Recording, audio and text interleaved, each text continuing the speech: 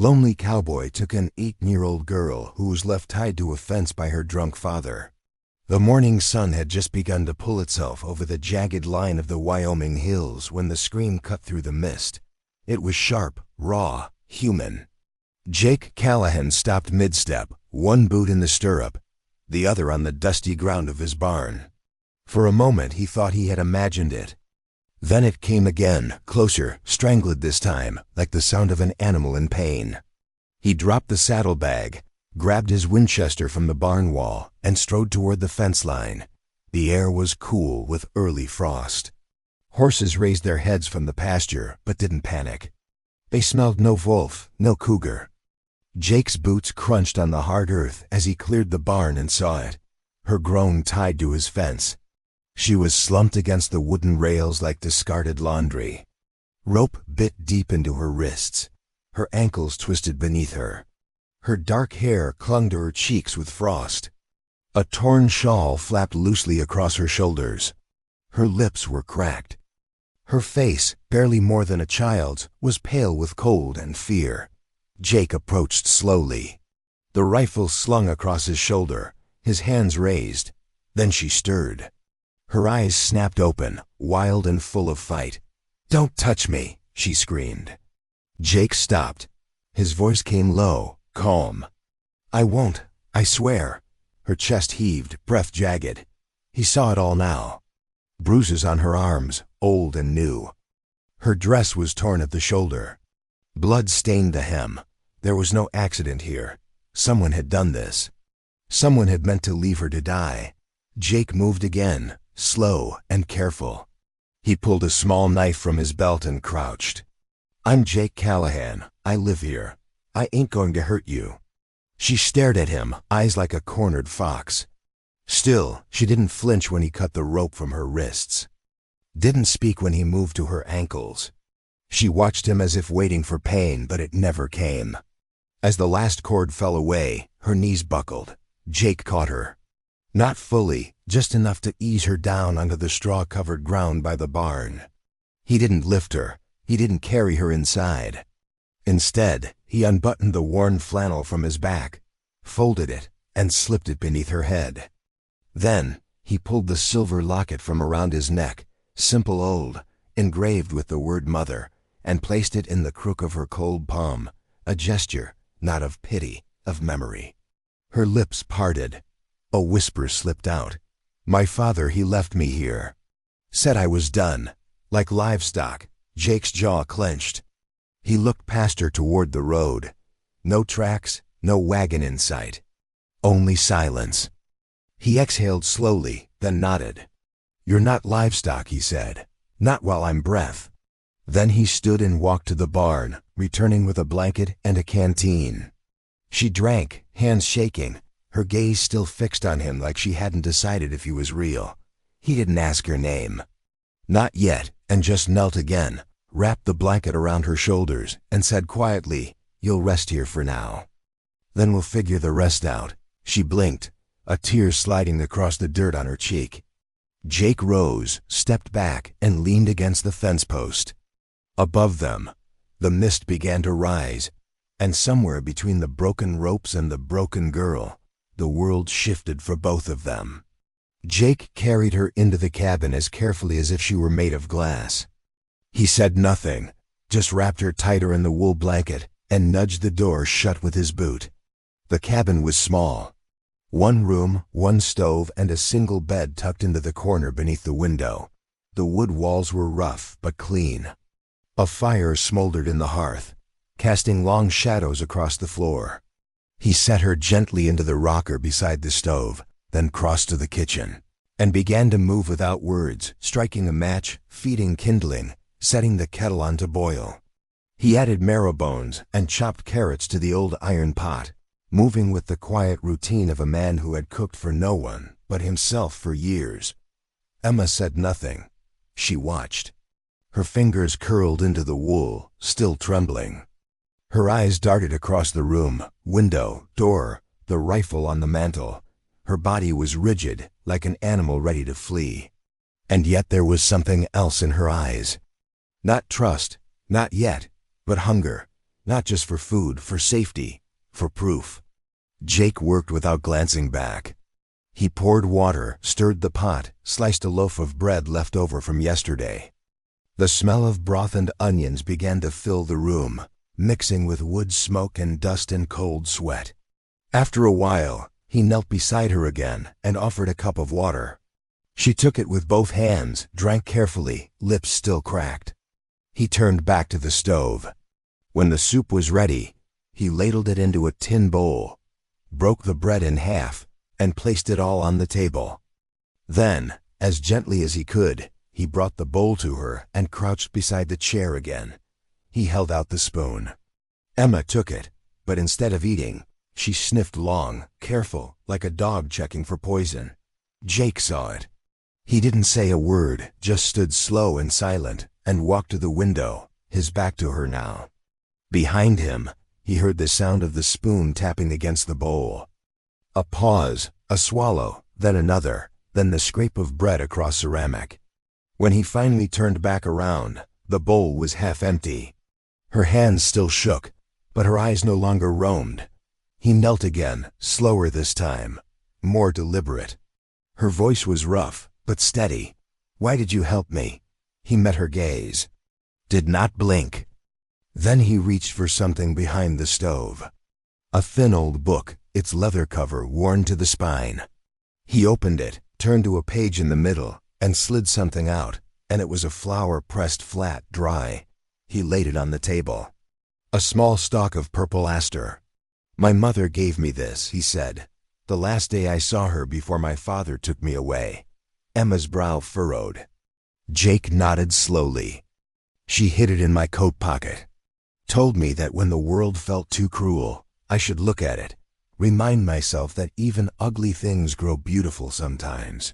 He stared at the flower for a long moment, then met her eyes again. "I don't have much left. No family, no wife, no sons, just this land and this house. But when I saw you on that fence, I remembered the flower." Emma blinked, and something in her expression cracked. Not broken, not yet, but softening. Jake leaned back. "You don't owe me anything," he said. "Not thanks, not trust, just rest.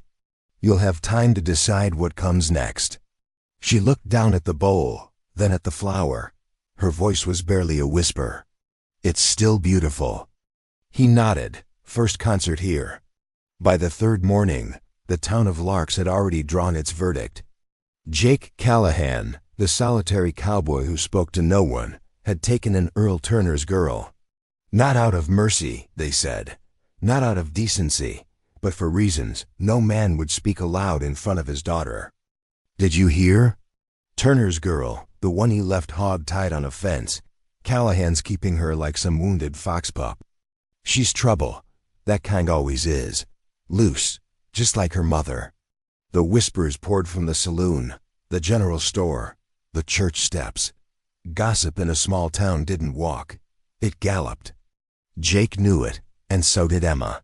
She heard it in the silence when they walked past windows, felt it in the stares that pressed into her back like needles. She hadn't been outside since Jake cut her down, but she could feel the weight of their judgment through the cabin walls. That morning, she stood by the door in one of Jake's old shirts, tied at the waist with twine. She brushed her hair, cleaned her boots. Her chin was high, but her hands twisted nervously at her sides. "I want to go with you today," she said. Jake looked up from the saddle he was repairing. "You sure?" She nodded. "I'm tired of hiding." He said nothing. Just reached for the spare hat on the wall, wide-brimmed, soft-banded, and set it gently on her head. They rode together into town, side by side, but the silence around them deepened with every hoofbeat. Storefronts emptied. The blacksmith stopped mid-swing. A child was pulled away from the trough by a mother too fast, too harsh. At the general store, Jake dismounted and tied the reins. Emma followed close behind. Her head lowered just enough to see the stairs, but not meet them.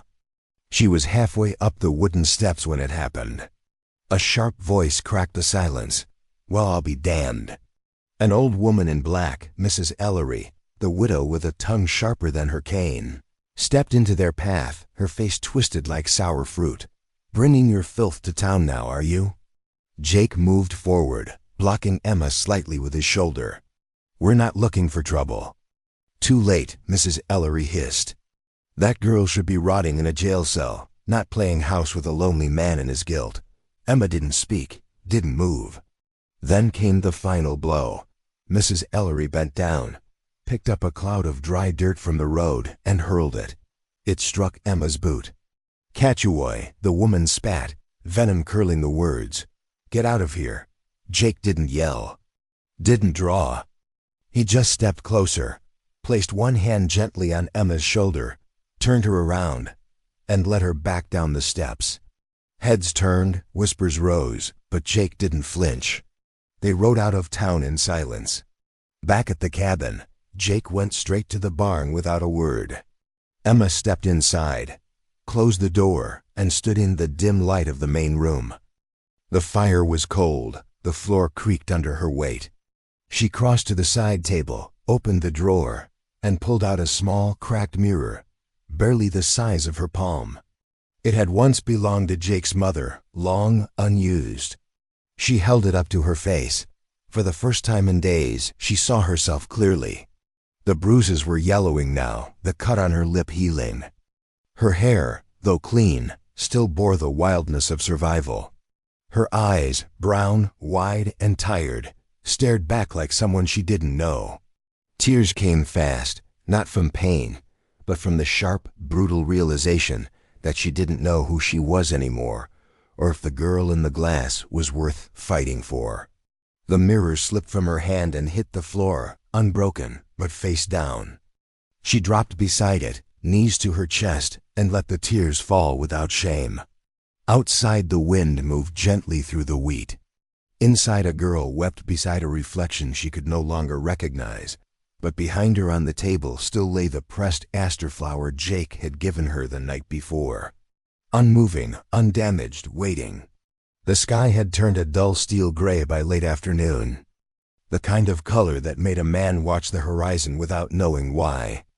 Jake had just finished mending the last section of split-rail fence when he heard it. Hoof-beats. Not a casual trot, not a neighbor's visit. No, these were hard, deliberate, and uninvited. He didn't move from the post, didn't reach for his rifle. He waited. The three riders came into view, cresting the hill that bordered his land, the lead horse kicking up dust in disregard. The man in front rode sloppily, reins hanging loose, a bottle of something dark sloshing in one hand. His hat sat askew, beard unkempt, and his boots, once polished, were now scuffed like his pride. Jake knew him instantly. Earl Turner, Emma's father. The two men behind him were strangers hired muscle by the look of them, one with a jagged scar across his cheek, the other with a lazy eye and knuckles that looked like they had never healed from too many fights. Jake wiped his hands on a rag and stepped forward, calm, silent. Earl spotted him and raised the bottle in greeting like they were old friends. "Jake Callahan," he slurred. "The hero of the plains. Heard you've been playing a nursemaid to my little wildcat." Jake didn't blink. "What do you want, Earl?" The other two riders spread out slightly, forming a lazy arc that wasn't quite hostile, but sure as hell wasn't friendly. Earl dismounted awkwardly, staggered a step, then steadied himself. "She's mine," he said.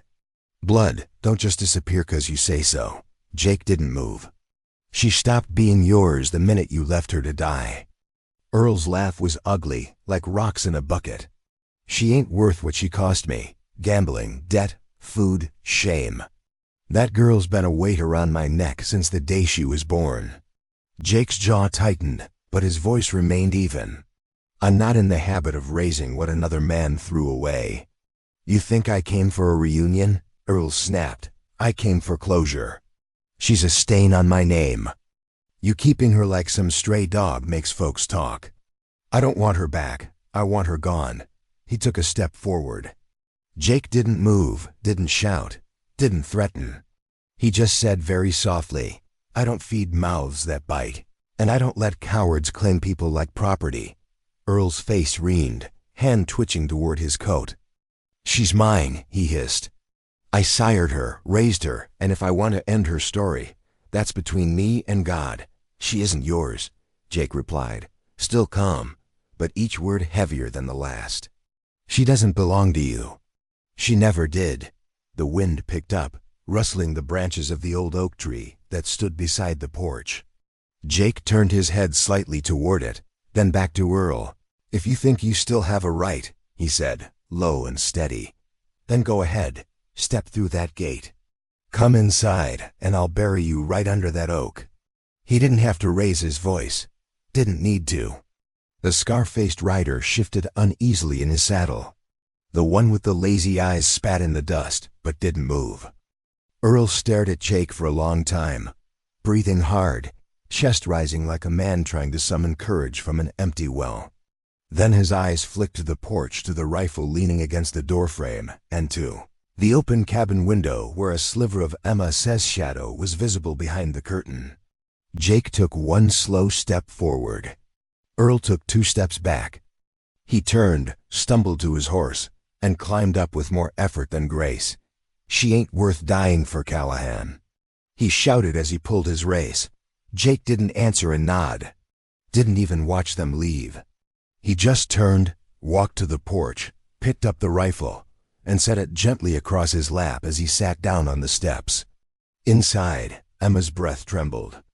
Outside, the hoof-beats faded, and somewhere between the silence and the storm, 3 men rode away, carrying the weight of something heavier than defeat, shame. The rain came in waves, pounding the old barn roof like fists on a door long ignored. Lightning lit up the sky in flashes, followed by thunder that rolled low and deep like the echo of some buried grief. Inside, Jake and Emma sat near the fire, backs to the wall, the barn creaking gently around them. Emma clutched Jake's coat around her shoulders. It smelled of wood smoke, leather, and something older. Loneliness maybe, or a kind of quiet survival. Jake fed the fire with another piece of kindling, then leaned back, one arm resting across his knee. The storm outside could have drowned the world, but neither of them moved. They sat in silence, the kind that knows better than to rush a truth. Then Emma spoke, her voice thin, but sharp. I was 15 the first time he tried to trade me. Jake didn't look over. He waited. He lost a card game. Sighed I could clear the debt. The other man, he looked me over like stock at auction. Said I'd do for the season, but he changed his mind. Said I was too skinny, damaged goods. She pulled her knees up, arms tight around them. Earl beat me after. Said I'd embarrassed him, that I was a curse. Said even death wouldn't take me, because the devil had no use for what no man wanted.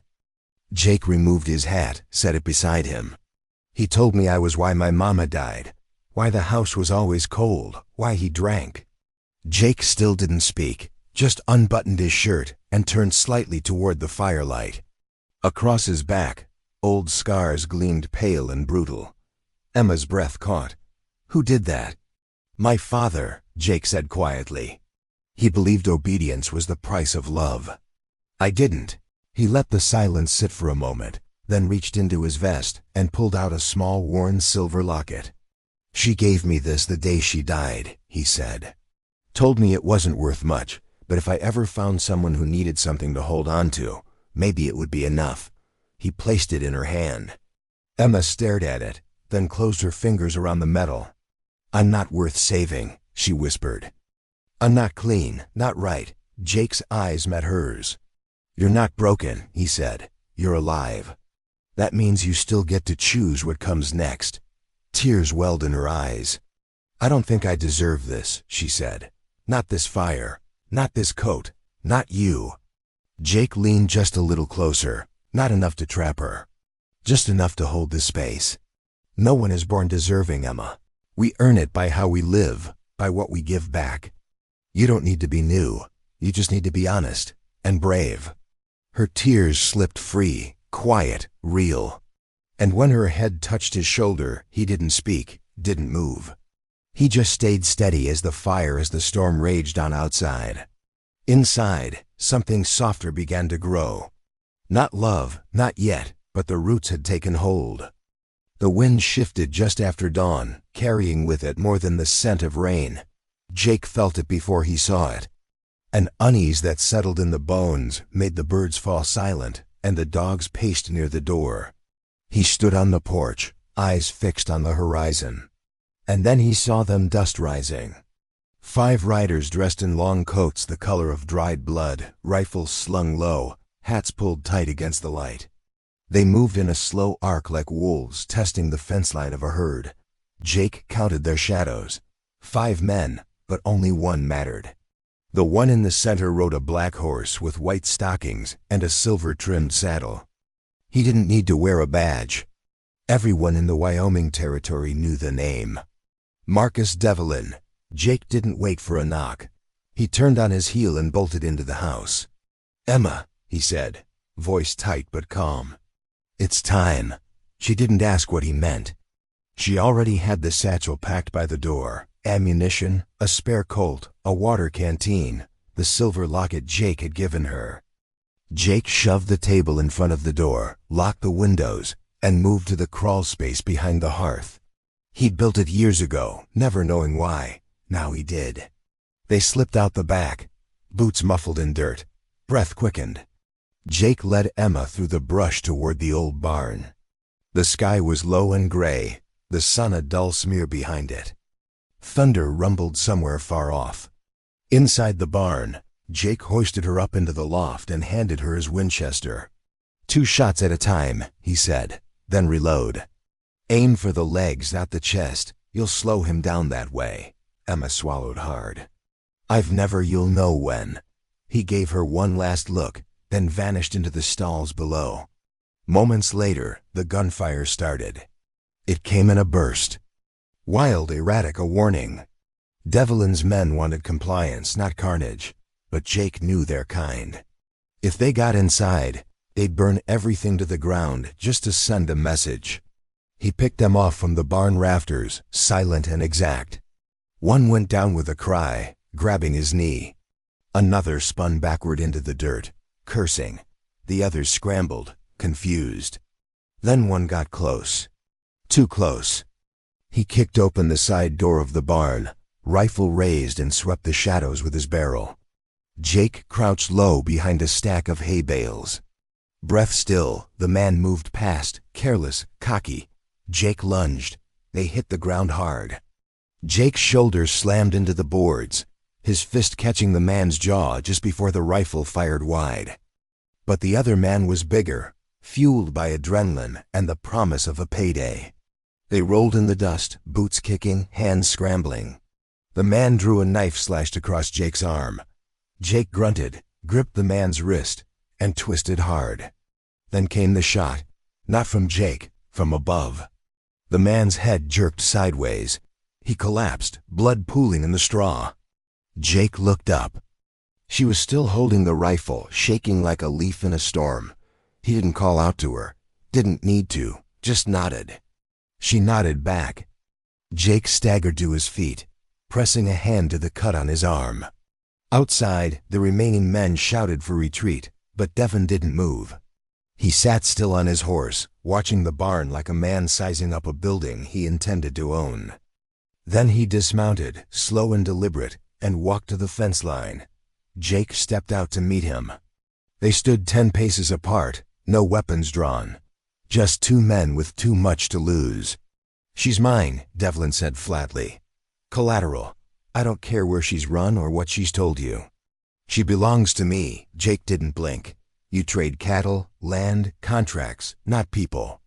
"She's not people," Davin sneered. "She's my property, and when someone steals from me, there's a price." Jake's voice dropped.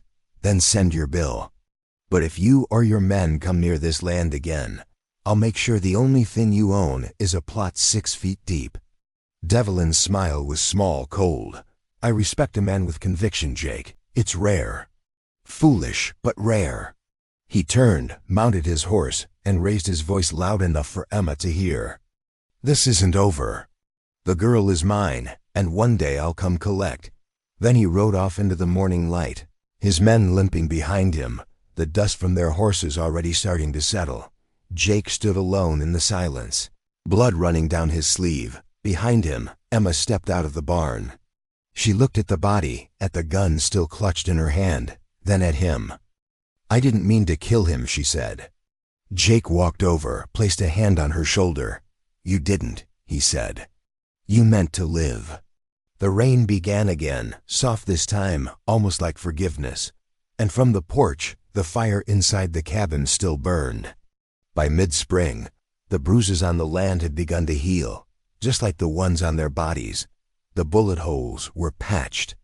The fence lines rerung. The barn roof, once caved in by years of weather and months of chaos, stood straight again, shiny with fresh nails and new timber. Jake rebuilt in silence, just as he had always lived. But this time he wasn't alone. Emma rose before dawn most days, barefoot in the dirt, planting rows of carrots, onions, and wild flowers in the garden she had staked out behind the cabin.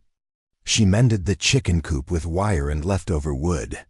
She organized the pantry, swept the floors, and even fixed the front steps with an old hammer that seemed too big for her hands, but never slipped. Neighbors who had once crossed the street now came with tools in hand. A woman from town brought seeds. An old rancher helped dig post holes. No one said sorry for the silence that had come before, but Emma didn't need their words. She saw it in the gifts left on the porch. Fresh eggs, a jar of jam, a bolt of cloth.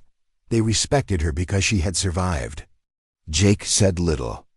He didn't know how to praise, not with words, but he fixed her favorite tea kettle when it cracked and made sure the garden gate always opened smoothly. He repaired her boots without being asked, setting them by the fire each night, clean and dry. But it was the chair that told her everything. It arrived one evening in early June. Emma had been inside preparing stew when she heard the soft scrape of wood across the porch. She stepped out and saw Jake standing beside it, not looking at her, just staring off toward the wheat fields, the last sun of the day catching the curve of his jaw. The chair was simple. Strong legs, a curved back, hand-carved arms smooth from hours of sanding. But it was the carving at the top that stole her breath. Her initials etched with care, small and perfect. Emma didn't speak. She walked over, sat down slowly, and let her fingers trace the letters. Jake kept hammering in a fence post nearby, not looking her way. But he was listening. "You made this for me?" she asked softly. He shrugged. "Figured you needed somewhere to rest." She smiled. The wood was warm from the sun. The view stretched out forever, a place to sit. A place that said, "You belong here." A few minutes passed. The breeze carried the scent of sage and fresh earth. Then Emma said almost too quietly, "If I wanted to change my last name, what would you think?" Jake paused mid-swing, the hammer resting on the post. He didn't turn, didn't smile. Sighed, plain as water. "Then I'd take yours." Emma blinked. And then she laughed, a deep surprise sound that made the birds scatter from the rooftop. Jake finally looked over his shoulder. She was still smiling. That rare, real kind of smile that starts in the chest and blooms across the face like a sunrise. Jake tipped his hat back and chuckled once. "What?" he asked. "Nothing," she said. "It's just no one's ever offered to be mine before." He nodded, though not quite looking at her. But she saw the red climbing up the back of his neck. They didn't speak of love, didn't exchange promises. But that night, as they sat on the porch together, Emma in her chair, Jake whittling something unseen, everything they needed to say had already been said. The sky faded from gold to blue. The stars came out quiet, and from inside the house, the silver locket Emma now wore around her neck caught the firelight and glowed. The fire was small, just a circle of dry twigs and pine needles behind the barn, where the wind could carry the smoke without choking the house. Jake stood alone, the paper in his hands trembling, not from fear, but from finality. It was a contract, cracked and yellow with time, signed in the cruel scroll of Earl Turner. A crude agreement, barely legal, certainly immoral. One girl, age 18, in lie of $500 owed. No names, just descriptions, just terms, just ink trying to make property of blood. Jake stared at it a moment longer, then bent low and held it to the flame. It caught fast. A blaze of dry anger curling into black, hungry edges. The ashes lifted into the air and disappeared into the golden Wyoming sunset. He watched them go. Behind him, the house was quiet. Inside, Emma stood before the mirror in her white dress. A simple cotton thing she had sewn herself. No lace, no corset, no veil, just soft fabric, wild flowers braided through her hair and bare feet against the floorboards. Outside the town gathered. Not many, just enough. The sheriff stood beneath the oak. Miss Lark brought her fiddle. Merriweather from the cafe brought a pie and a bouquet. Even the blacksmith came, his hands scrubbed raw for the first time in years. They lined the dirt path leading from the house to the tree where Jake now waited in a clean shirt, his hat pressed to his chest, and then she came, walking alone. No one gave her away. No one led her forward because she was no one's to give. Her steps were slow, steady, each one pressing a little deeper into the soil she now called home. Her eyes didn't search the crowd for judgment. They didn't flinch at the sight of familiar faces. The girl who had once been dragged to a fence like an unwanted burden now walked with the posture of a woman who had survived, rebuilt, and chosen to live. The town watched her pass and for once whispered. When she reached the tree, Jake looked up and smiled. Not wide, not grand, just enough. They stood before each other, hands brushing, hearts still. The sheriff cleared his throat, but said nothing more. Jake reached into his pocket and pulled out a ring, silver, shaped from a horseshoe nail, polished until it shone. He slipped it onto her finger, eyes locked with hers. "No one's giving you to me," he said quietly. "You came here on your own, and I'm proud to stand beside you." Emma didn't cry. She just nodded. And in that moment, the wind picked up, stirring her dress, sending the smell of sagebrush through the air like a blessing. They didn't kiss in front of everyone. They didn't need to. The ceremony ended with quiet applause, a few cheers, a fiddle tune that danced across the prairie. Neighbors handed her jars of preserves, cuts of cloth, kind smiles. She held Jake's hand the entire time. When the sun dipped low, they returned home. They didn't speak much. This poured 2 cups of coffee, lit the lantern, and sat together on the porch as the sky went soft and purple around them. Emma leaned back in her chair, the one with her initials carved into the top rail, and watched the fireflies blink through the wheat. Jake reached for her hand, calloused and warm.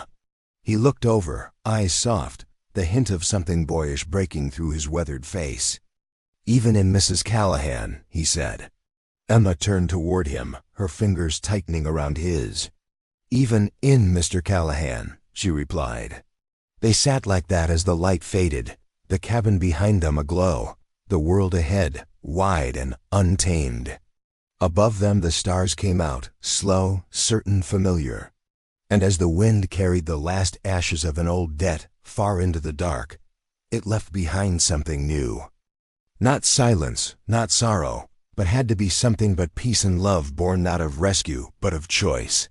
If this story touched something in you, if you felt the wind of Wyoming in your chest, or the quiet strength in a love born not of rescue but of choice, then saddle up and ride with us again. We tell stories not just of the Wild West, but of wild hearts, of women who refuse to break, and men who choose to stand even when the world turns its back. Subscribe to Wild West Love Stories and hit the bell so you never miss a tale that dares to say, even in dust and silence, love still speaks. Until next time, partner, ride true.